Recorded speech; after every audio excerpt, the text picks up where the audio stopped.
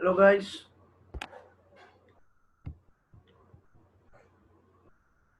Well,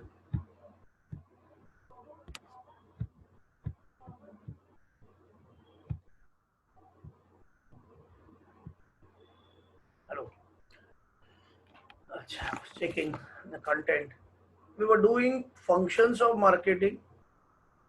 last session में complete कर सकते थे लेकिन वो कुछ ज्यादा स्ट्रेच हो जाता, सो उतनी कोई जरूरत नहीं है। और एनीवेज हम लोग काफी अच्छे स्पीड में है, तो सिलेबस तो वैसे भी जल्दी कंप्लीट हो जाएगा। You will get ample amount of time to prepare.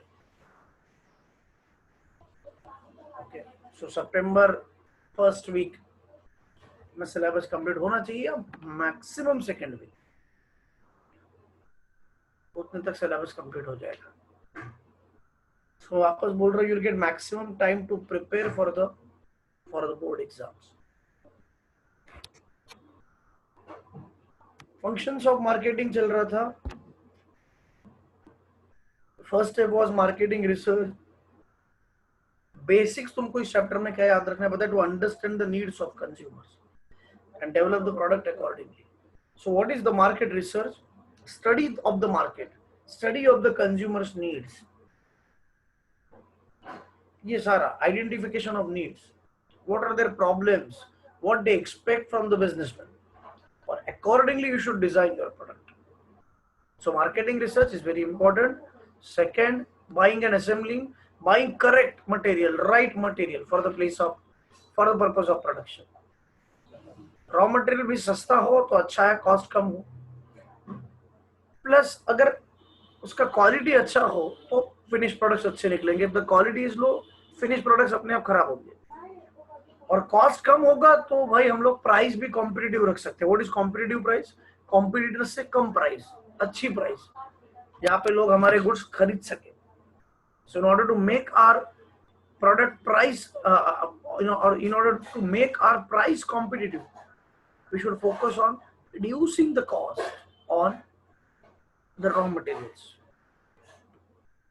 और इसी में एक बात याद रखो, यहाँ पे डायरेक्ट नहीं लेकिन कहीं पे तुम लिख सकते हो, जितना लार्ज स्केल पे प्रोडक्शन करोगे, ये बात पहले भी हुई थी, इकोनॉमीज ऑफ स्केल मिलेगा। इकोनॉमीज ऑफ स्केल मतलब सर आपस एक बार बोल, जितना स्केल बढ़ेगा उतना कॉस्ट कम होगा। So if you want to grow, ये ना विशियस है, ये करोगे तो वो होगा अपने आप। देखो भाई कैसे मार्केटिंग पे स्पेंड करने के लिए कैपिटल चाहिए, लेकिन अगर तुम मार्केटिंग पे स्पेंड करोगे तो प्रॉफिट बढ़ेगा। प्रॉफिट बढ़ेगा क्योंकि लोग ज्यादा खरीदेंगे, लोग ज्यादा खरीदेंगे, डिमांड बढ़ेगी, डिमांड बढ़ेगी तो प्रोडक्शन बढ़ेगा, प्रोडक्शन बढ़ेगा तो पर यूनिट खर्चा कम होगा। देखो सेल्स बढ़े, प्रॉफिट बढ़े, ये तो एक बात है। दूसरी बात ये है कि अगर स्केल बढ़ता है, स्केल सेल बढ़ता है तो स्केल भी बढ़ता है ना। तो जितना तुम स्केल बढ़ाओगे उतना तुम्हारा कॉस्ट कम होगा, तो तुम और सस्ती प्राइस रख के भी तुम लोग अच्छा बिजनेस कर सकते हो। जितने लार्ज स्केल पे काम करोगे उतना पर यूनिट कॉस्ट, जिसको एवरेज कॉस्ट कहा जाता है, वो एवरेज कॉस्ट कम होती है जितना तुम लार्ज स्केल पे प्रोडक्शन करोगे। लार्ज स्केल पे, so the larger the scale, lesser the cost. I'm not talking about total cost, average cost. मतलब अगर मैं बिजनेस करूं, सेम टाइप का बिजनेस मुकेश अंबानी करे, सेम गुड्स बन रहे हैं लेकिन मेरा स्केल बहुत स्मॉल स्केल पे, उसका लार्ज स्केल पे है, तो टोटल खर्चा मुकेश अंबानी का ज्यादा होगा, total cost, but average cost मेरा ज्यादा होगा बिकॉज मेरा स्मॉल स्केल पे है और मुकेश अंबानी का लार्ज स्केल पे है, तो उसको सस्ता पड़ेगा। जितना ज्यादा क्वांटिटी में करते हो उतना सस्ता पड़ता है। टोटल खर्चा ज्यादा ही होता है फिर भी सस्ता पड़ता है। ठीक है, 50 लोग जा रहे हैं पिकनिक के लिए, 10 लोग जा रहे हैं पिकनिक के लिए, 50 लोगों का पर पर्सन वाला कॉस्ट सस्ता पड़ता है। जितने ज्यादा लोग एक साथ तुम पिकनिक के लिए जाओगे उतना पर पर्सन कंट्री अपने आप कम होता है। ये हर जगह पर अपना होता है। This is called as economies of scale. Scale बढ़ाओ, कॉस्ट कम हो जाए। तो भाई marketing helps to demand, increase the demand, demand बढ़ेगा तो अपने प्रोडक्शन बढ़ेगा, प्रोडक्शन बढ़ेगा तो कॉस्ट कम होगा। और एक बात है, प्रोडक्शन बढ़ेगा तो you can bargain with your suppliers for raw material. हम ज्यादा क्वांटिटी में ले रहे हैं तो हमको डिस्काउंट चाहिए, उससे तुम ज्यादा अच्छे डिस्काउंट भी ले सकते हो, और अल्टीमेटली जिसका एक ही फायदा होता है भाई, कॉस्ट कम हो जाए। यहाँ पे दिया नहीं है, बट यू कैन राइट। कैसे लिखोगे तुम डिसाइड करो, नहीं भी लिखोगे तो भी चलेगा, because already answer is very lengthy. Third point market planning था। प्लानिंग तुमको ऐसे समझना है कि डिसाइडिंग योर गोल्स और ऑब्जेक्टिव्स, और उसके बाद में प्लान ऑफ एक्शन डिसाइड करो या स्ट्रेटेजीज डिसाइड करो टू अचीव गोल्स और अचीव ऑब्जेक्टिव्स। तो पहले तो तुम गोल सेट करोगे, और उसके बाद में वो गोल्स अचीव करने के लिए जो तुम करोगे, स्ट्रेटेजीज वगैरह फॉर्म करोगे या प्लान ऑफ एक्शन फॉर्म करोगे, वो सब प्लानिंग में आता है। तो वो सब थर्ड पॉइंट में था। फोर्थ में ये था कि भाई रेगुलर फीडबैक लो कस्टमर का, और भाई प्रोडक्ट डेवलप करते रहो। पब्लिक प्रोडक्ट डेवलप करो in terms of quality, standard, shape, design, packing, colour etcetera. ये सारे कॉन्टेक्स्ट में तुम इंप्रूवमेंट करोगे, that is called as product development. Consumer always prefer better and attractively design product. अगर product को लिटरल सेंस में तुम डेवलप नहीं कर सकते तो भाई पैकेज को डेवलप करो। लिटरली तुम तुम्हारे गुड्स को डेवलप नहीं कर सकते क्वालिटी वाइज, उसका पैकेजिंग अच्छा करो, उसका शेप अच्छा करो, कलर्स वगैरह अच्छा करो, तो उससे क्या होगा, एटलीस्ट वो और अट्रैक्टिव बनेंगे। That is also included in the term product development. Product design of the product gives competitive advantage, because तुम्हारा प्रोडक्ट कॉम्पिटिटर्स के प्रोडक्ट से अलग दिखना चाहिए तो बिकेगा, यूनिक होना चाहिए कुछ तो वो बिकेगा। फिफ्थ पॉइंट, और हर प्रोडक्ट का एक यूएसपी होता है। यूएसपी सुना होगा, नहीं तो लिख सकते हो। Every product has its own USP, at least it should be unique selling proposition और यूनिक सेलिंग पॉइंट। तो अगर तुम्हारे प्रोडक्ट में कुछ यूनिक सेलिंग पॉइंट होगा, यूएसपी होगा, तो भाई तुम्हारे गुड्स बेचेंगे। क्योंकि कंज्यूमर इनडायरेक्टली क्वेश्चन पूछेगा ना कि तुम्हारे प्रोडक्ट में ऐसा क्या खास है, तो कुछ ऐसा फीचर होना चाहिए तो बाकी किसी के पास नहीं है। That is called as USP, unique selling proposition और यूनिक सेलिंग पॉइंट। वो भी तुम डेवलप कैसे करोगे, मार्केटिंग से, बिकॉज यूएसपी ऐसा होना चाहिए जो पब्लिक के लिए अपीलेबल हो। वो हमको तब पता चलेगा जब हम अच्छा मार्केटिंग करेंगे। फिफ्थ पॉइंट स्टैंडर्डाइजेशन है, दैट मींस स्टैंडर्ड क्वालिटी, और स्टैंडर्ड्स होने चाहिए with respect to size, quality, designs वगैरह। एक और चीज है यहाँ पे, यूनिफॉर्मिटी होनी चाहिए। What is uniformity sir? Same होने चाहिए, कंसिस्टेंट होने चाहिए प्रोडक्ट, चेंजेस नहीं चलेंगे। लास्ट टाइम का लॉट ऐसा था, अभी लॉट अच्छा नहीं चलेगा, यूनिफॉर्मिटी ही चाहिए, नहीं तो भाई लॉन्ग रन में तुम नहीं टिकोगे। ग्रेड्स होने चाहिए, स्पेशली एग्रीकल्चरल प्रोडक्ट्स में, पर जरूरी नहीं है। जो हम लोग प्रीमियम वगैरह लिखते हैं ना, प्रीमियम, रेगुलर, प्रो वगैरह, ये सब भी ग्रेड्स है। Grades show the quality of particular products, तो भाई वो ग्रेडिंग भी इंपॉर्टेंट है। 6 पॉइंट पैकेजिंग एंड लेबलिंग था। तो पैकेजिंग तो भाई गुड्स को प्रोटेक्शन करवाने के लिए तो है ही इम्पोर्टेंट, लेकिन अगर पैकेजिंग अट्रैक्टिव हो तो भाई वो, मैंने बोला था एक लाइन तुम लिख सकते हो, वहां पे नहीं दिया है, it acts as a silent salesman. Silent salesman की तरह काम करते हैं पैकेजिंग एंड लेबलिंग। मतलब वो खुद बात तो नहीं करेंगे, लेकिन इन शॉर्ट वो पैकेजिंग अच्छा हो तो वो इनडायरेक्टली पब्लिक को अट्रैक्ट कर रहा है, मतलब वो साइलेंट सेल्समैन। तो पैकेजिंग पे अच्छा खर्चा करो, फायदा होता है, नजर जानी चाहिए कस्टमर की। ये बात पेपर में ये सब नहीं लिखे थे, बट समझो, packaging is very helpful in dragging the attention और attracting the attention of consumers, of the crowd. Containers, bottles वगैरह पे जमा कर दो। अगर तुमने देखा होगा, कैवेंटर्स मिल्क शेक्स में बड़ा ब्रांड है, उसने पहले स्टार्ट किया, अभी बहुत सारे मिल्क मिल्क शेक्स वाले जो आउटलेट्स होते हैं, they do the same thing, bottles में देते हैं मिल्क टू सर्व। पैकेजिंग, सी अंदर का प्रोडक्ट अच्छा नहीं होता तो लोग नहीं आएंगे सिर्फ बॉटल लेने के लिए, लेकिन वो एक एड ऑन हो जाता है। पैकेजिंग इज ऑल्सो इम्पोर्टेंट, वहां पे ब्रांडिंग भी हो रहा है, बिकॉज जो वो बॉटल है उसके ऊपर लेबलिंग होगा, उसके ऊपर ब्रांडिंग होगा, किसका, कैवेंटर्स का, तो ब्रांडिंग भी होगा, तो ब्रांडिंग भी लेबलिंग के थ्रू हो सकता है। Packaging and labelling, labelling gives information, content, information about everything, the company, I mean the brand, MRP, other details। 7 point branding actual में है, जो अभी हम आज के लेक्चर में करेंगे, 7th, 8th, 9th और बाकी सारे points. Every businessman wants to have special identity, और आजकल तो पूरा ब्रांडिंग का जमाना है। अगर तुम्हारे प्रोडक्ट्स का ब्रांडिंग अच्छे से नहीं हो रहा है तो भाई तुम कंपटीशन में नहीं टिक पाओगे।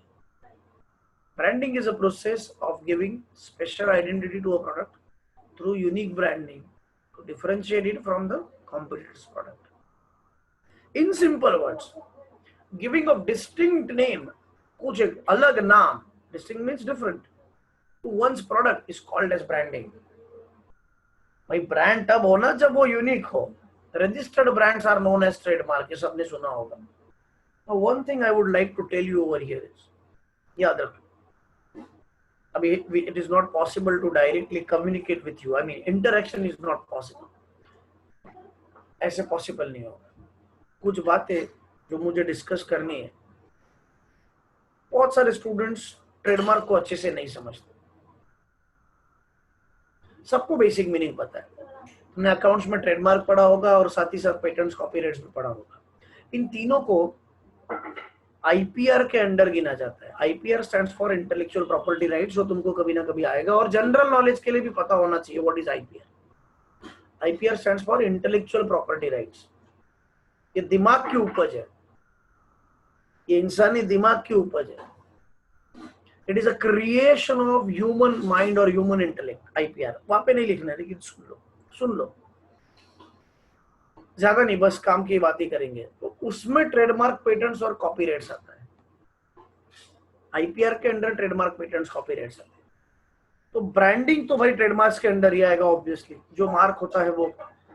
नाउ बहुत लोगों का ये कंफ्यूजन होता है, I am not sure whether ऐसा तुम लोग के साथ है या नहीं है, कि अगर क्वेश्चन पूछते हैं ना कि व्हाट इज ट्रेडमार्क, तो स्टूडेंट्स बोलते हैं या लोग बोलते हैं कि वो मार्क होता है ना, मर्सिडीज का लोगो या नाइकी का लोगो या एडिडास का लोगो, पेप्सी को, कोका कोला, पेप्सी को, इन सब के लोगोस ट्रेडमार्क है। This is wrong, this is not correct, this is not completely correct. So what is trademark, sir? Understand this thing. अच्छा, why this is not a trademark, पहले समझो।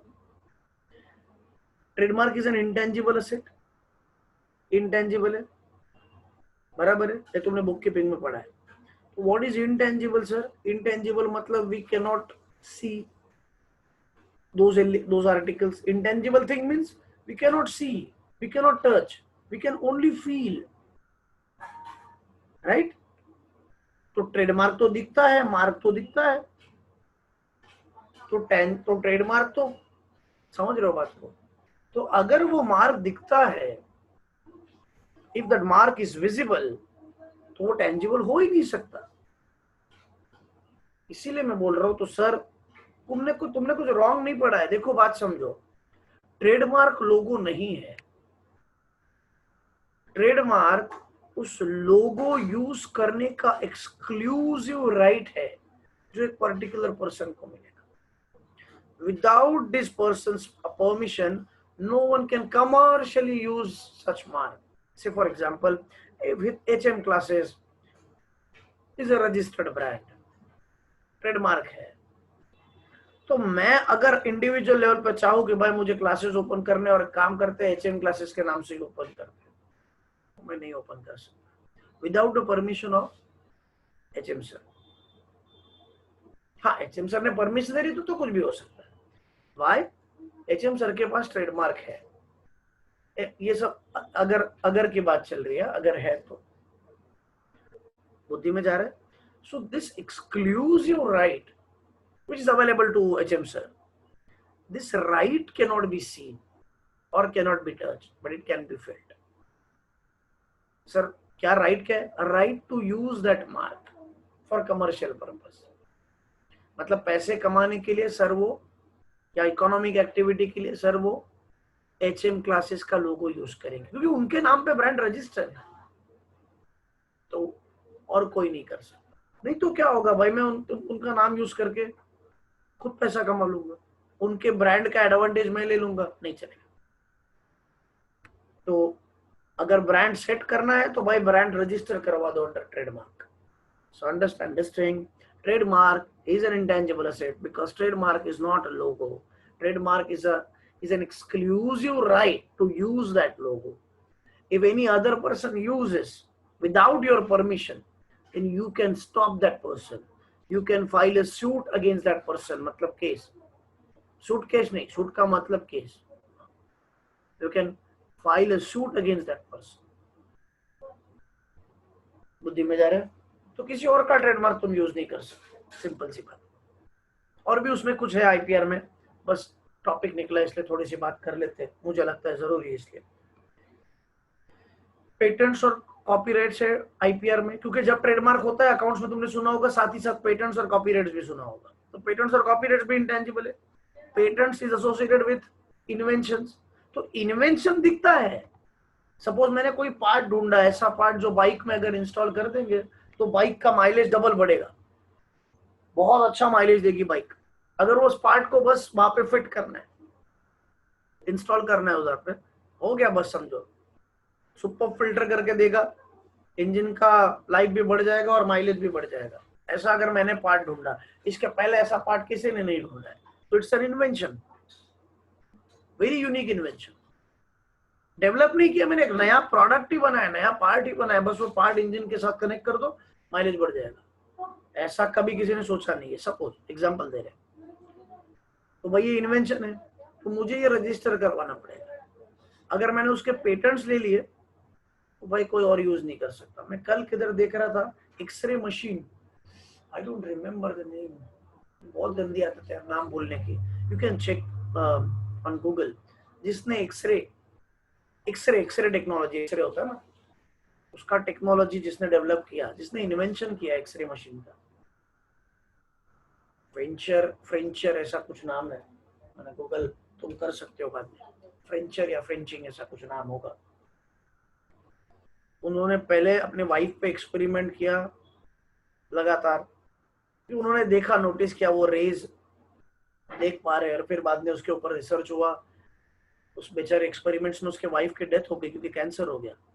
फिर उसमें developments आए रे, बार बार तुम एक्सरे मशीन के सामने रहोगे तो कैंसर होगा, unless and until it is needed x-ray निकलना। और अभी एक्सरे में तो एडवांसमेंट्स भी हुए हैं, तो अभी those rays are very less harming.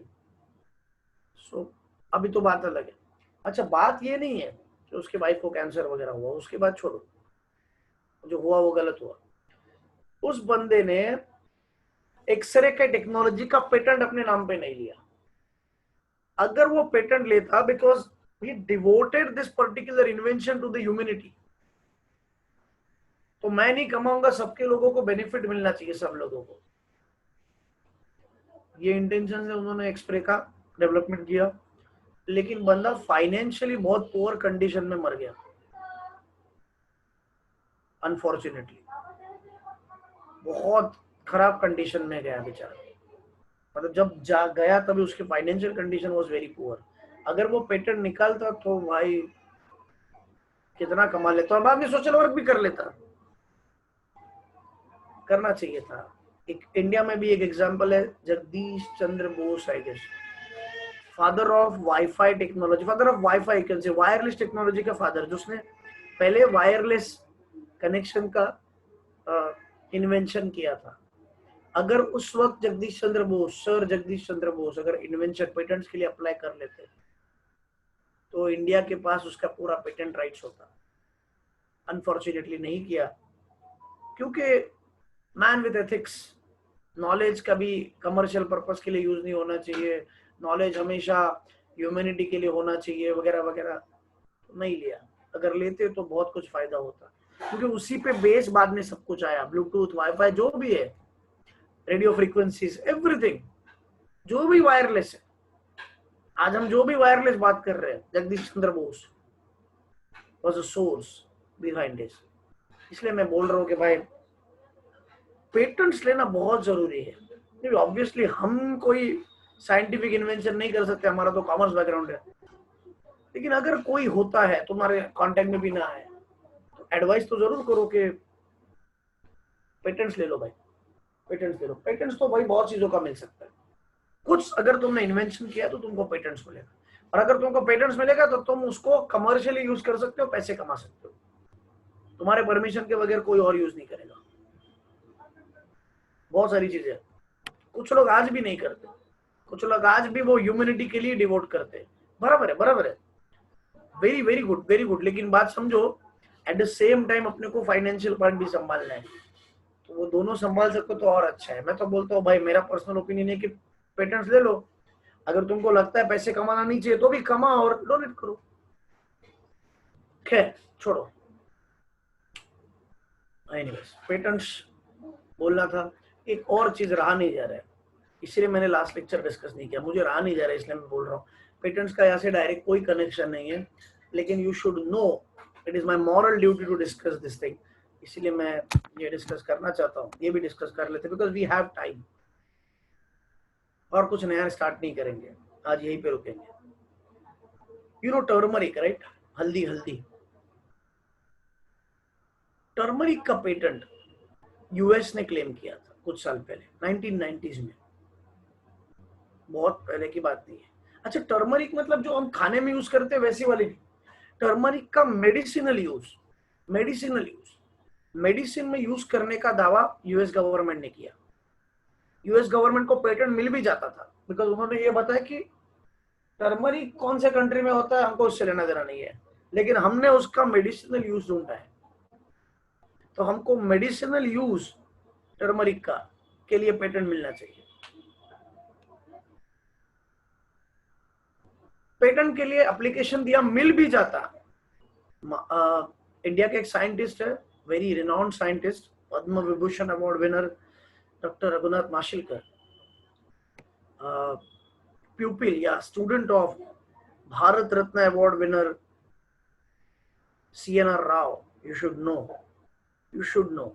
हमारा साइंस से कोई डायरेक्ट कनेक्शन नहीं है, लेकिन CNR Rao is a very big name, क्योंकि सिर्फ 2 या 3 साइंटिस्ट को इंडिया में भारत रत्न अवार्ड मिला है। CNR Rao is one of those researchers, scientist, sorry scientist, CNR Rao. और भी 1-2 लोग हैं जिनको मिला है इंडिया में भारत रत्न अवार्ड, साइंटिस्ट को मिलता ही नहीं है। APJ Abdul Kalam is one of those. APJ Abdul Kalam, former president, जो very famous personality, and CNR Rao, and one more name, I don't remember the other name, probably Sarabhai, from Sarabhai, I don't remember, लेकिन 3 scientist है जिसमें से CNR Rao, उनके खासम खास जिस वक्त CNR Rao को भारत रत्न अवार्ड मिला, उसी वक्त सचिन तेंदुलकर को भी भारत रत्न अवार्ड मिला। ऑब्वियसली सचिन तेंदुलकर का फेमस हुआ, CNR राव के ऊपर कुछ ज्यादा बात नहीं हुई, बिकॉज हमको क्रिकेट ज्यादा इंपॉर्टेंट है। एनीवेज, उसी के साथ डॉक्टर रघुनाथ माशिलकर को दूसरा सिविल ऑनर, सेकेंड रैंक का सिविल ऑनर इंडिया का पद्म विभूषण अवार्ड मिला। और रघुनाथ माशेलकर का कंट्रीब्यूशन मेन बहुत बड़ा कंट्रीब्यूशन है, CNR राव का भी ह्यूज कंट्रीब्यूशन है, you can check on Google, this is not our topic. मेरा टिपिकल स्पेसिफिक पॉइंट इज जब यूएस ने पेटेंट के लिए अप्लाई किया था हल्दी के मेडिसिनल यूज के लिए, तब रघुनाथ माशेलकर ने इंडियन गवर्नमेंट की तरफ से ऑब्जेक्शन रेज किया कि we know the medicinal usage of turmeric from antiquity, पता नहीं हमको कितने सालों से, हजारों सालों से हम लोग वो यूज कर रहे हैं, मतलब हमको पता भी नहीं, इट इज इमेमोरियल, हजारों सालों से हम यूज कर रहे हैं। हमारे पास कुछ आयुर्वेदिक वगैरह बुक्स भी है जहाँ पे रेफरेंसेस है। तो एक तो भाई सिंपल सी बात है, अगर तुम मेडिसिनल यूसेज को पेटेंट दे रहे हो तो पेटेंट हमको मिलना चाहिए, हमको मतलब उस साइंटिस्ट को नहीं, कंट्री को, गवर्नमेंट को। तो ये ऑब्जेक्शन रेज करने के बाद सारे प्रूफ्स तो दे दिए, और ये बहुत इंटरेस्टिंग है, आदमी कहाँ से सीखता है, इसलिए मैं डिस्कस कर रहा हूँ ये case. You should learn from very small things, besides you, जो चल मतलब अराउंड यू जो घटती है घटना है, उससे तुम बहुत कुछ सीख सकते हो। डॉक्टर रघुनाथ माशेलकर को एक इंसिडेंट याद आया, जब वो छोटे थे तब उनकी दादी एक स्पैरो होती है चिड़िया, वो इंजर होके नीचे गिर गई, कुछ जख्मी हो गई थी। तो उसकी दादी ने ये किया कि हल्दी लेके आई और उसने वहां पे जख्म पे अप्लाई किया। अभी पता नहीं उससे वो ठीक हुई या नहीं हुई, लेकिन वो इंसिडेंट उसको याद आया because that was a very special incident, very kind incident, very sweet incident. And then he relate कि इंडिया में हम लोग बहुत सालों से हल्दी यूज कर रहे हैं, तो यूएस को पेटेंट मिलना ही नहीं चाहिए।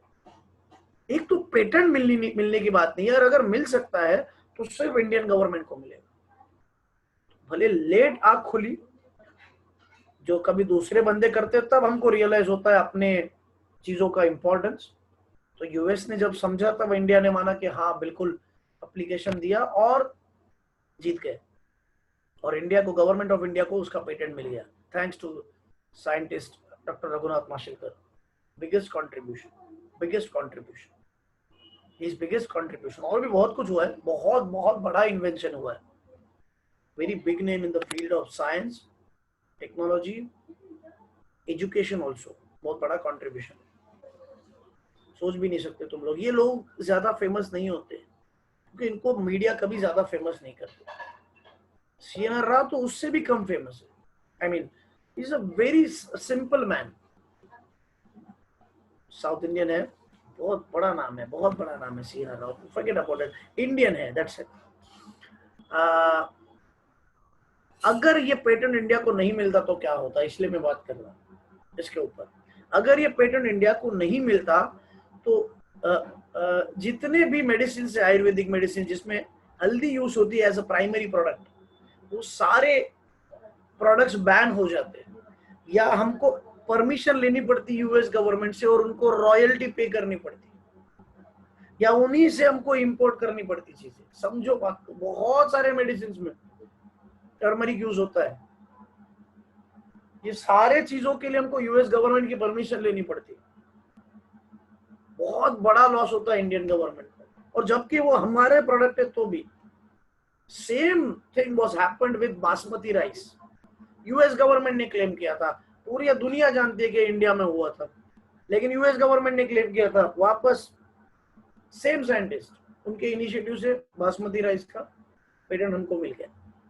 टर्मरिक का ज्यादा फेमस हुआ incident, followed by basmati rice. ये दोनों पेटेंट्स इंडियन गवर्नमेंट के पास है। मतलब कोई यूएस कंपनी, यूएस की कंपनी, कोई भी किसी भी कंट्री का कोई भी कंपनी बासमती राइस नहीं बना सकती without the permission of government of India. India में बना सकते हो, इंडिया में चलेगा, फॉरेन कंपनी नहीं बना सकती, फॉरेन में नहीं हो सकता। हाँ, you can import from us, हम एक्सपोर्ट कर देंगे, तुम खरीद लो, हम प्रोवाइड करेंगे तुमको, लेकिन तुम नहीं कर सकते बासमती राइस। क्यों? क्योंकि हमारे नाम पे वो रजिस्टर है, patent. So important it is, so important it is, इसको बहुत ज्यादा से ज्यादा ध्यान देना चाहिए। बासमती राइस, ये एक अनफॉर्चुनेटली बात है कि योगा सब जानते हैं इंडिया का क्रिएशन है, यूएस गवर्नमेंट के पास योगा के काफी पेटेंट्स हैं। Not the word yoga, many yoga techniques, बहुत बड़ा रिसर्च हुआ है यूएस में, और बहुत सारे योगिक टेक्निक्स यूएस गवर्नमेंट के नाम पे रजिस्टर है, क्योंकि इंडिया ने कभी योगा को सीरियसली नहीं लिया था, तब की बात है। ये जो अभी सीरियसनेस हो रहा है पिछले 10 साल में हो रहा है, या 15 साल maximum, thanks to Baba Ramdev. There was a big name before that, Baba Ramdev comparatively negligible person when it comes to yogic methods. Name is BKS Iyengar, you can, जो जिनको इंटरेस्ट है वो चेक कर सकते हैं। इन्होंने यूएस में जाके और बाकी कंट्रीज में जाके नॉलेज स्प्रेड किया अबाउट योगा, फिर यूएस वगैरह सीरियस हो गए वो लोग, और फिर इंडिया में आया, और उसको वापस मासिस में पॉपुलर करने का क्रेडिट 100% बाबा रामदेव जी को जाता, 100%, no doubt. But earlier it was spreaded, or it was imparted, the knowledge was imparted by Dr. BKS Iyengar. Photos, images देख लो गूगल पे, पागल हो जाओगे ऐसे योगिक टेक्निक्स है उनके पास थे. He passed away very recently. I mean, some months back probably. एक साल हो गया hardly. At the age of 96 or 97. Very fit person, very interesting person, very simple person. And his experience was कि India में seriously नहीं लिया जाता. India doesn't take yoga seriously. इसीलिए भाई हमको जहाँ पे ऑप्शन मिला हमने वहां पे ट्रेनिंग दिया. इंडिया में लेते ही नहीं थे सीरियसली, तो क्या कर सकते. और वहां पे बहुत सारे वीडियोस अवेलेबल है यूएस में. एनीवेज भाई, इंडिया में अभी आ गए एंड गुड. मोदी जी भी सपोर्ट कर रहे योगा को. अच्छा है, अच्छा है, ग्रेट. सॉरी बहुत ज्यादा बोल दिए, लेकिन जरूरी था मेरे हिसाब से. ट्रेडमार्क समझना, पेटेंट समझना, कॉपीराइट्स तो पता है अपने को. Related to literary work, artistic work, book के केस में होता है कॉपीराइट, म्यूजिक के केस में होता है कॉपीराइट, फिल्म है सिनेमाटोग्राफिक फिल्म, उसके केस में होता है. Okay, literary work, artistic work, dramatic work, musical work वगैरह वगैरह, ये सारे केस में होता है. अभी ब्रांडिंग का उससे डायरेक्ट कोई कनेक्शन नहीं है, but I want to discuss because students को पता नहीं है. I feel that it's my moral duty to ये सारी बातें तुमसे शेयर करें, तो मैं कर रहा हूं. अभी सुनो ना, एक रहा नहीं जा रहा है, एक और कॉन्सेप्ट सुन लो, इंटरेस्टिंग है. कुछ साल पहले एक इंडिविजुअल ने क्लेम किया कि महाभारत, सबको पता है, सुना सबने, सबको पूरी महाभारत पता हो नहीं पता हो, लेकिन महाभारत क्या है सब जानते हैं. उस बंदे ने ये क्लेम किया कि महाभारत व्यास नाम के कोई ऋषि है, उन्होंने बनाई थी, मतलब उन्होंने लिखी थी, और मैं उनका वंशज हूँ, मतलब मैं belong to the same family tree और सेम पेडिग्री जिसमें व्यास जी थे. मेरा सरनेम भी व्यास है. हाँ, तो हो सकता है, तो उसका क्या, मैं उनका वंशज हूँ. ऐसा तो हो ही नहीं सकता, लेकिन मान लेते चलो तुम हो, तो क्या. अरे तो क्या पता है, तो ये बात है कि महाभारत के ऊपर इतने सारे बुक्स प्रिंट हुए और हो रहे हैं और होंगे, मूवीज बनेगी, बन चुकी है, बन रही है, मूवीज, सीरियल्स वगैरह वगैरह. उस वक्त तो सीरियल्स वगैरह स्टार्ट हो गए थे बहुत सारे, और बहुत सारी सीरियल्स बनी थी और अच्छे खासे रिकॉर्ड तोड़े थे. मुझे रॉयल्टी चाहिए, मुझे इन सबका रॉयल्टी चाहिए, क्योंकि वही महाभारत है, कैरेक्टर्स वही है, अर्जुन भीम वगैरह, कोई चेंजेस भी नहीं किए, तो कोई डिफिकल्टी भी नहीं, एज इट इज कॉपी किए. तो मैं अगर ओरिजिनल ऑथर का सक्सेसर हूं तो मुझे मिलनी चाहिए रॉयल्टी.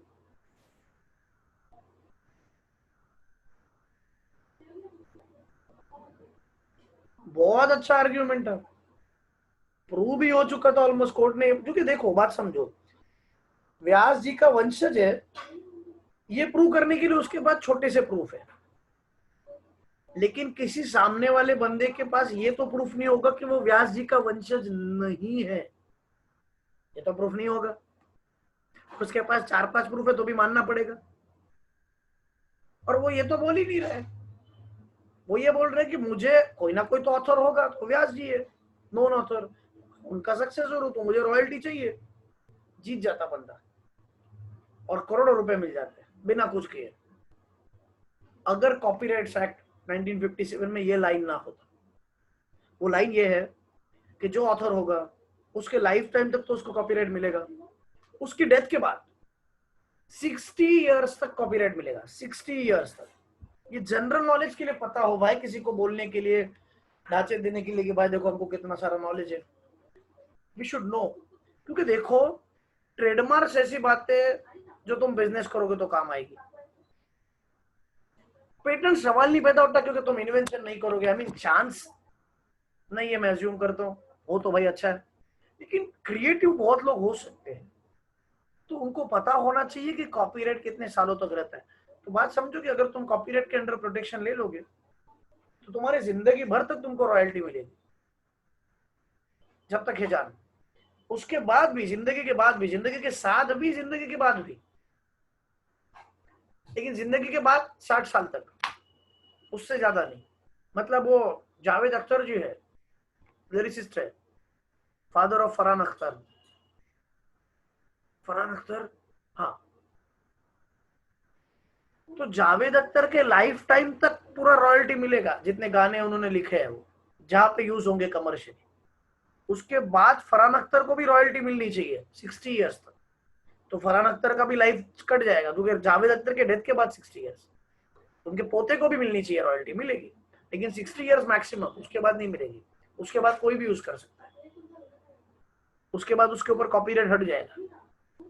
तो पुराने गानों पे ऐसे सच कोई कॉपीराइट नहीं हो सकता, नए गानों पे हो सकता है। इनफैक्ट ये भी बात जाननी जरूरी है कि तुम डीजे में वगैरह सॉन्ग्स लगाओ, कोई प्रॉब्लम नहीं है, लेकिन if you want to make money by playing दो सॉन्ग्स, कॉपीराइट का क्लेम आ जाता है, अलाउ नहीं करेंगे। इसलिए कभी तुमने देखा होगा कोई रिव्यूज वगैरह होते हैं, तो रिव्यूज होते हैं इसीलिए वो गाने दिखाते हैं, अदरवाइज तुम किसी गाने या सॉन्ग्स के वीडियोस नहीं प्ले कर सकते तुम्हारे यूट्यूब चैनल पे। कॉपीराइट क्लेम आ सकता है या कॉपीराइट का इंफ्रिंजमेंट होता है, तो बैन कर देते हैं सीधा कॉपीराइट इशू की वजह से। तो ये जानना चाहिए तुमको, ठीक है। ये भी आईपीआर में होता है, ये तीनों राइट्स आईपीआर में आते हैं, और भी कुछ राइट्स आते हैं, लेकिन ट्रेडमार्क, पेटेंट्स, कॉपीराइट्स ये मेन है। सुनो ना, एक और सुन लो, चलो आज वैसे भी टाइम है, सुन लो। Darjeeling tea, Paithani sari, Kanjeevaram sari, Dharmavaram sari, champagne, scotch, Swiss watch, ये सारी चीजों में सर क्या गलत गलत कुछ नहीं पढ़ा रहा हूं, जो पता होना चाहिए वो पढ़ा रहा हूं। देखो इन सब में एक चीज कॉमन है, name of the place. Paithan नाम का एक एरिया है महाराष्ट्र में, वहां पे वो साड़ी बनती है, उसका कोई स्पेशल फीचर्स है, पैठणी साड़ी के नाम से जानी जाती है। कांजीवरम, धर्मावरम भी कोई रीजन है, उसके ऊपर वो साड़ियां बनती है। सोलापुर की चद्दर होती है, सेपरेट स्पेशल होता है। कोल्हापुर, सॉरी, सोलापुर की कुछ चद्दर होती है, और कोल्हापुर की चप्पल होती है, दार्जिलिंग की चाय होती है, पर ऐसे अलग अलग रीजन्स की एक कुछ स्पेशलिटी होती है। अगर तुम वो नाम वहां पे ऐड कर दोगे तो तुम्हारे गुड्स इजीली बिकेंगे, उसको ज्योग्राफिकल इंडिकेशन बोलते हैं, वो भी आईपीआर के अंडर आता है। तुमको परमिशन लेनी पड़ेगी टू यूज द नेम। देखो अगर मैं टी बनाऊं, मतलब OP, my initials, OPT, OPT, tea, चलेगा, जरूरत नहीं है। लेकिन मैं अगर बोलता हूं ओपी दार्जिलिंग टी, तो मुझे सेपरेट परमिशन लेना पड़ेगा उसके लिए, to use the word Darjeeling. मिल जाता है परमिशन, लेकिन उसके कुछ चार्जेस होते हैं। अभी जब मैं यूज करूंगा वर्ड दार्जिलिंग, तो कुछ लोग खरीदेंगे दार्जिलिंग टी है, यही लेते हैं। ये बात है, ये बात है। तो ये सब बातें, इसको ज्योग्राफिकल इंडिकेशन बोलते हैं। फॉरेन कंपनीज तो नहीं कर सकते, दार्जिलिंग टी बना सकते। अगर बनाएगी तो एक तो इंपोर्ट करेगी, या फिर परमिशन लेके बना सकते हैं। ये सिंपल बात है। ये ज्योग्राफिकल इंडिकेशन है, वो भी उसमें आ जाता है। शैंपेन, एक कोई स्पेन वगैरह उधर कोई रीजन है या सिटी थी जहां पे ये लिकर बनती थी, शैंपेन सुना होगा तुमने। Scotch, it's a type of whisky, Scotland में बनती थी, आज पूरे दुनिया में बनती है, बहुत सारी जगह पे बनती है, लेकिन विद द परमिशन, नॉट दुनिया में, बहुत सारी जगह पे। स्कॉटलैंड का whisky is called as Scotch, so Scotland whisky Scotch. तो स्कॉच की वजह से एक स्पेशल उसको फीचर्स आ जाते हैं। तुमको बिगाड़ नहीं रहा हूँ, मैं तुमको बता रहा हूँ। सो कुछ प्रोडक्ट्स प्लेस की वजह से फेमस होते हैं, उनको ज्योग्राफिकल इंडिकेशन बोला जाता है, वो भी आईपीआर के अंडर आते हैं। तो हमने कुछ नई बातें सीखी आज।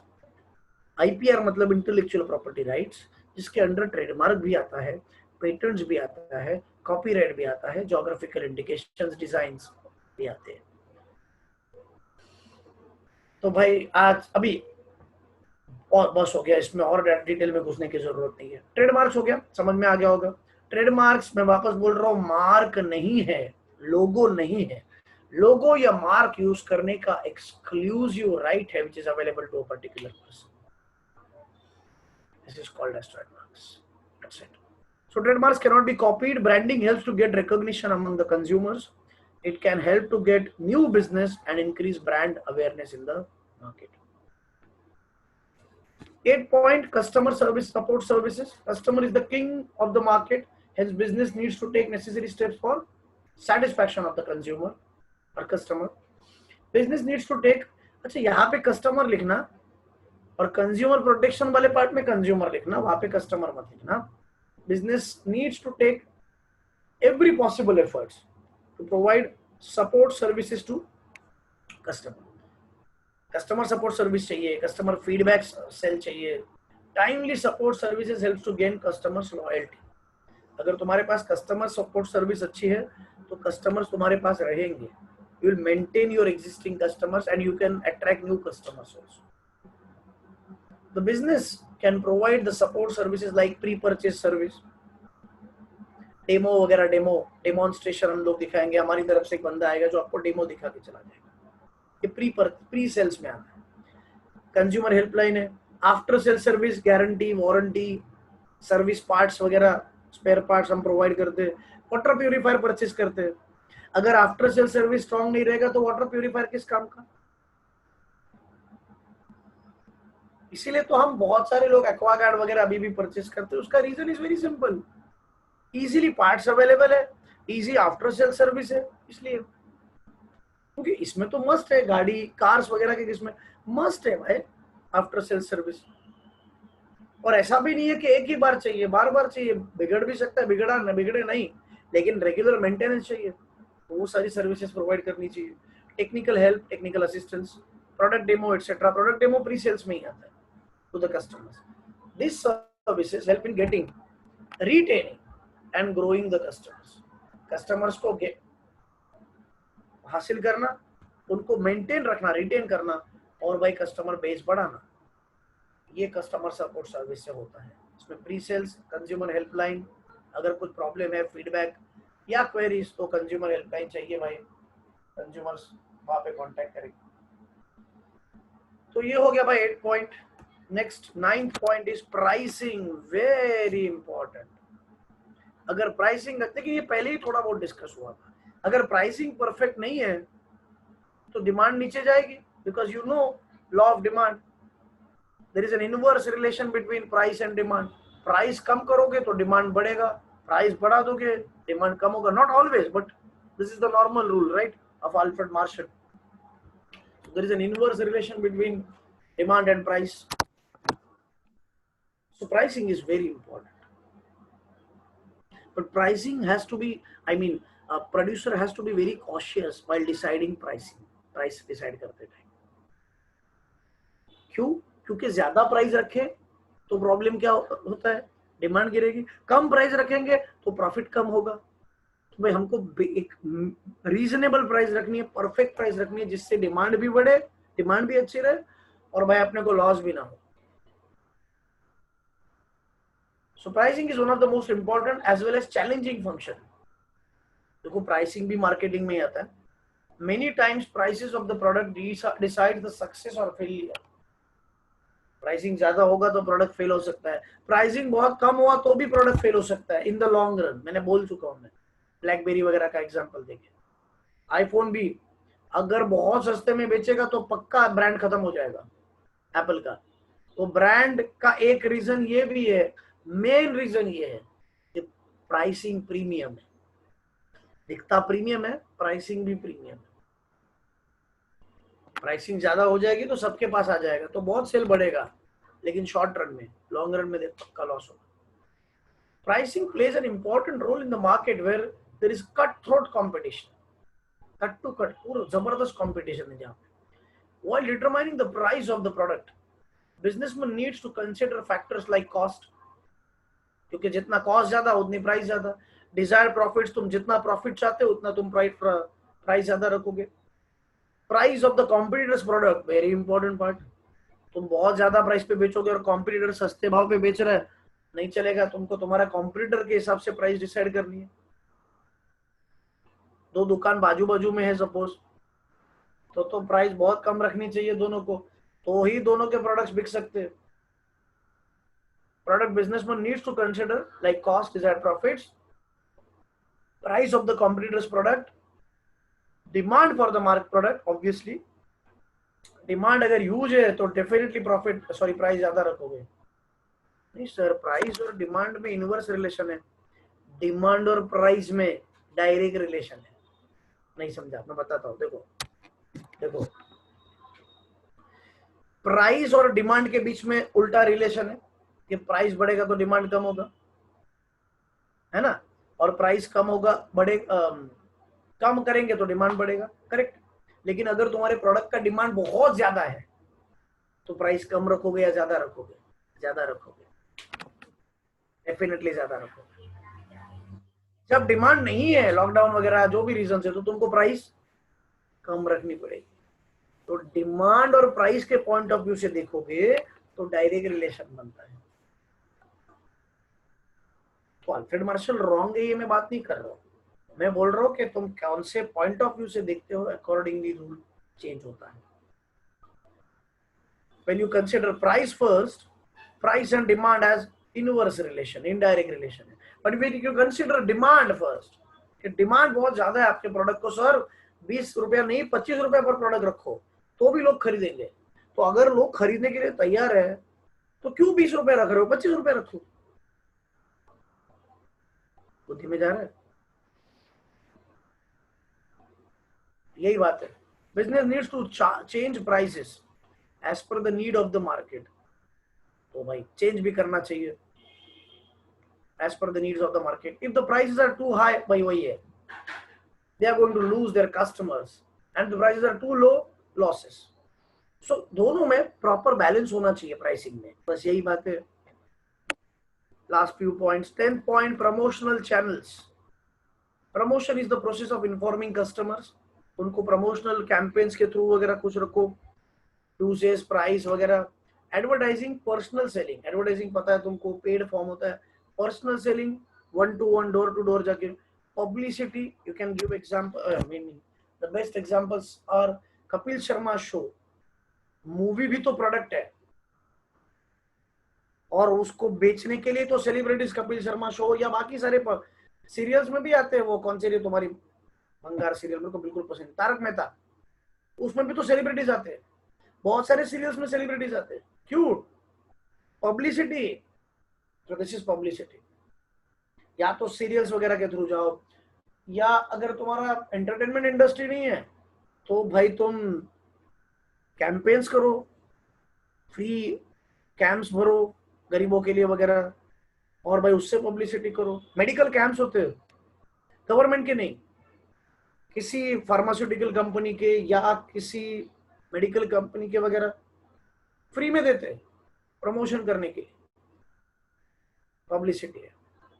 या कोई पैथोलॉजी लैब फ्री में रखता है कुछ दिन ताकि भाई कस्टमर्स बड़े बने, प्रमोशनल, पब्लिसिटी है। सेल्स प्रमोशन दोनों ऑलमोस्ट सेम है। Are some of the important tools of the promotion. Business uses combination of all some of the 4 methods. इनके कॉम्बिनेशन में हो सकता है। पब्लिसिटी तुम किसी और के थ्रू करोगे, प्रमोशन यूजुअली तुम इंडिपेंडेंटली करते हो। ये दोनों में बेसिक स्लाइट डिफरेंस है। तारक मेहता में जो जाओगे वो पब्लिसिटी है, कपिल शर्मा के थ्रू करोगे प्रोडक्ट पब्लिसिटी है, या न्यूज चैनल्स के थ्रू करोगे पब्लिसिटी है। न्यूज चैनल में भी कुछ एडवर्टोरियल्स होते हैं, एडवर्टोरियल्स थोड़ा अलग है, थोड़ा अलग कॉन्सेप्ट है, थोड़ा अलग कॉन्सेप्ट है। एक घंटे का प्रोग्राम रख देते हैं, आपके प्रोडक्ट के बारे में बात करेंगे। सर आप पूरा, सपोज मैं रियल एस्टेट में हूं, मेरा एक प्रोजेक्ट हो रहा है, तो मैं क्या करता हूं, आधे घंटे का एक प्रोग्राम रखता हूं और वो टीवी न्यूज चैनल में दिखा देता हूं, जिसमें पूरे साइट का ओवरव्यू होगा। चेक कर लेंगे, मतलब पूरा दिखा देंगे कि क्या एमिनिटीज हम प्रोवाइड करते हैं, और कुछ बातें होंगी, मैं कुछ इंटरव्यू दे दूंगा, ये सब है, ओसी है, मिला है, सब कुछ मिल गया। ओसी मतलब अपना सब्जेक्ट नहीं, ओसी ऑक्यूपेंसी सर्टिफिकेट देना पड़ता है आजकल बिल्डर लोग को, सुना होगा तुमने। तो सब कुछ परफेक्ट है, तो ये फ्लैट्स में आओ, इन्वेस्ट करो या फिर रहने के लिए आ जाओ। बुद्धि में जा रहा है, इसको कहते हैं publicity. And what is sales promotion? हम खुद करेंगे तो सेल्स प्रमोशन, और किसी के थ्रू करेंगे तो पब्लिसिटी। पब्लिसिटी स्टंट्स वगैरह तुमने टर्म सुने होंगे, किसी के थ्रू कर रहे हो, किसी मीडियम के through. Are some of the important tools, और बिजनेस ने कोशिश करनी चाहिए कि इसमें से एक या दो या सारे को कॉम्बिनेशन करे। भाई intention is very simple, to convey your product, बस यही है promotional channels. Next point, distribution. Commerce deals with distribution, तो distribution is very important. The set of activities which is concerned with the efficient movement of finished product goods from the place of production to the place of consumer। Production के place से लेके consumer के place तक, market तक पहुंचाने का काम distribution में होता है। अब इसमें क्या क्या आता है भाई, ये सब तुम जानते हो बेसिक पार्ट। तो ट्रांसपोर्टेशन, वेयर हाउसिंग है, मटेरियल हैंडलिंग, मटेरियल कैसे हैंडल करेंगे, इन्वेंट्री कंट्रोल, इन्वेंट्री मतलब स्टॉक, स्टॉक इन ट्रेड, जो ओपनिंग स्टॉक क्लोजिंग स्टॉक वाला स्टॉक, उसको बराबर अच्छे से कंट्रोल करना। बहुत ज्यादा डिस्ट्रीब्यूट करोगे तो भी प्रॉब्लम है, कम करोगे तो भी प्रॉब्लम है। ऑर्डर अकॉर्डिंगली प्रोसेस करना, रिटेलर ऑर्डर देगा होलसेलर को, होलसेलर ऑर्डर देगा उसके ऊपर वाले को, तो order time to time process होने चाहिए। Market forecasting, what is forecasting, predict, तुमको सोचने आना चाहिए कि, फोरकास्ट करने आना चाहिए कि मार्केट में तुम्हारे प्रोडक्ट को डिमांड कितना होगा, आगे चल के कितने होगी डिमांड, कितने प्रोडक्ट्स बिकेंगे, इसको बोलते हैं मार्केट फोरकास्टिंग। आगे के बारे में सोचना, मार्केट के बारे में। पैकेजिंग, डिस्ट्रीब्यूशन के लिए पैकेजिंग तो चाहिए। प्लांट एंड वेयरहाउस लोकेशन, वो भी तो परफेक्ट होनी चाहिए। ये सारे फैक्टर्स डिस्ट्रीब्यूशन में कंसीडर करने। Distribution accounts for a major part of marketing budget of the business, बड़ा बड़ा बजट है, ऑब्वियसली बहुत इंपॉर्टेंट फंक्शन है। Importance of physical distribution for a firm depends on type of product and level of customer satisfaction। जो channel, जो distributor हमको ज्यादा customers लाके देगा, ज्यादा कस्टमर्स को खुश रखेगा, हम उसको सिलेक्ट करेंगे एज अ डिस्ट्रीब्यूटर। सो ये डिस्ट्रीब्यूशन है, बहुत इंपॉर्टेंट है। लास्ट 2 पॉइंट्स है, बिल्कुल मत करना याद से, हमको ऑलरेडी पता है ट्रांसपोर्टेशन क्या होता है, वेयर हाउसिंग क्या होता है। खाली 2 चीजें तुमको याद रखनी है जो वहां पे शायद तुम भूल जाओ। ट्रांसपोर्ट में जरूर लिखना है place utility, place utility, place utility. और अनफॉर्चुनेटली कॉन्ट्राडिक्शन है, वेयर हाउसिंग में लास्ट लाइन लिखा है क्रिएट्स टाइम यूटिलिटी। तो सर आपने बताया था बिजनेस सर्विसेज में टाइम एंड प्लेस यूटिलिटी, और यहाँ पे लिखा है टाइम यूटिलिटी, तो हम राइट क्या लिखेंगे, टाइम एंड प्लेस। लेकिन बात समझो, बात समझो, अगर ऑप्शन में, वेयर हाउसिंग के ऑप्शन में आ गया time utility, place utility, none of the above, ऐसा कुछ आ जाएगा, नन वगैरह, तो answer is time utility. But अगर ऐसा आ जाए time utility, place utility, time and place both utilities, time and place, so the right answer should be or would be time and place। अभी मेरी गलती नहीं है, बोर्ड्स ने किया, यहाँ पे टाइम यूटिलिटी दी है वेयर हाउसिंग में लास्ट टाइम, और वो करेक्ट है। लेकिन 4th चैप्टर में वेयर हाउसिंग में उन्होंने टाइम एंड प्लेस यूटिलिटी दी है। बात समझो कैसे, मैं एक्सप्लेनेशन दे देता हूँ उसका, लेकिन आंसर क्या लिखना है वो भी मैं बता रहा हूँ। Warehousing primarily creates time utility, क्योंकि वेयर हाउसिंग तुमको याद होगा it facilitate storage of goods, तब तक जब तक मार्केट से बोला हुआ ना आए, तो तब तक गुड्स संभालने का काम वेयर हाउसेस का होगा। But in many of the cases warehouses provides, और warehouse keeper provides transport facility. तो transport creates place utility, warehousing primarily creates time utility. लेकिन वेयर हाउस कीपर अगर transport भी दे रहा है तो warehousing also provides place utility. So अगर ऑब्जेक्टिव्स में ऐसा क्वेश्चन आए कि विच यूटिलिटी ऑप्शन में टाइम एंड प्लेस दोनों आ गया, तो warehousing creates time and place, ये आंसर रॉन्ग हो सकता है अदरवाइज। तो भाई इसलिए अच्छे से याद रखो। और transport creates place utility.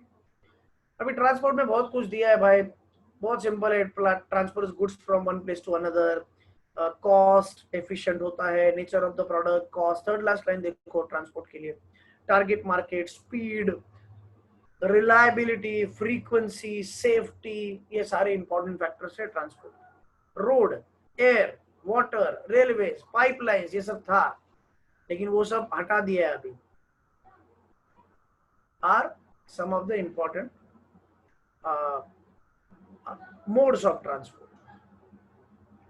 Okay, so that's it. ये सारे पॉइंट्स थे, एक बार फटाफट रिकैप कर लेते हैं, बाद में खत्म। Chapter is over. Marketing mix तो हो गया था, ब्रांडिंग से स्टार्ट किया था। Branding gives special identity to your product. Brand helps your product, helps the customer to identify your product. Brand differentiates your product from the product or of other competitors. तो बाकी वो उस Nike के लोगों की वजह से उसको प्राइस आ जाती है। सो अगर ब्रांड अच्छा है तो you can charge premium amount if your brand is established. तो ये ब्रांडिंग है। और जो ब्रांड रजिस्टर होते हैं उनको ट्रेडमार्क कहा जाता है। और ये तुम वहां पे लिख सकते हो कि trademark gives the owner an exclusive right to use that mark.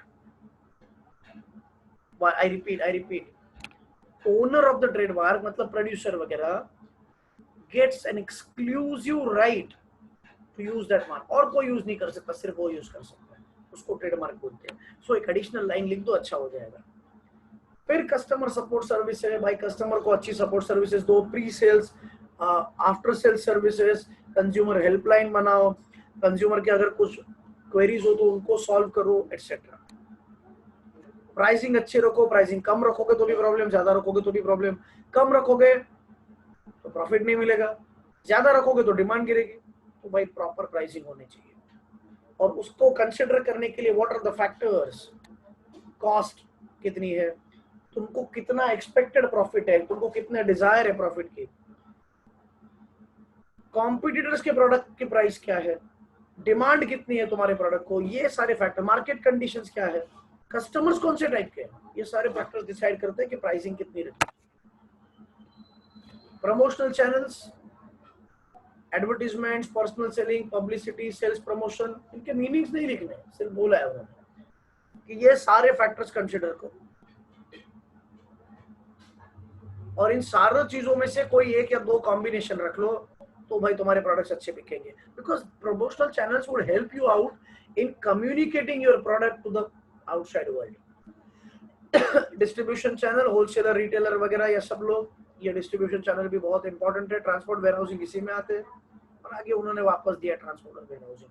Transport creates place utility, warehousing creates time utility, यहाँ पे लिखने के लिए। बट अगर ऑब्जेक्टिव्स में क्वेश्चन आता है टाइम एंड प्लेस, और सिर्फ सर टाइम यूटिलिटी आया तो क्या, टाइम और प्लेस सिर्फ दो ही ऑप्शन है सपोज, तो time utility, warehousing creates time utility. Okay, so आज यहीं पे रुकते, last chapter is over. In next lecture we will discuss probably management और आउटसोर्सिंग वाला पार्ट बाकी है वो। Thank you very much, bye, take care, God bless you.